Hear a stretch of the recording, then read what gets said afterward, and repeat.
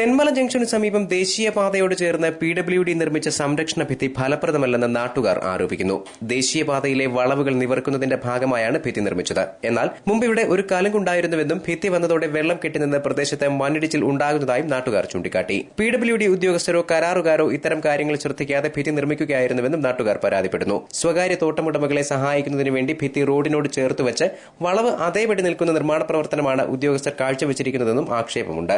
മുമ്പുണ്ടായിരുന്ന കലുങ്ക് പുനഃസ്ഥാപിക്കണമെന്നും അല്ലാത്തപക്ഷം വരും ദിവസങ്ങളിൽ മണ്ണിട്ട് നികത്താൻ വരുന്നവരെ തടയാൻ തീരുമാനിച്ചതായും നാട്ടുകാർ പറഞ്ഞു. ഈ റോഡിന്റെ വളവ് നിവർത്തിയെടുക്കേണ്ട ലക്ഷണത്തിലാണ് ഉദ്യോഗസ്ഥന്മാരുടെ തീരുമാനമെന്നുണ്ടായിരുന്നുവെങ്കിൽ ആ തീരുമാനത്തിനനുസരിച്ചല്ല ഇവിടെ പണി നടന്നിരിക്കുന്നത്. ഇത് കാണാം. ഈ വളവുകൾ നിവർക്കാതെ അല്ലാത്ത തരത്തിലാണ് ഈ റോഡിന്റെ ഈ സൈഡ് പാർശ്വഭിത്തി കെട്ടിയിരിക്കുന്നത്. ഇതുകൊണ്ട് യാതൊരു ഗുണവുമില്ല. News bureau, Thenmala.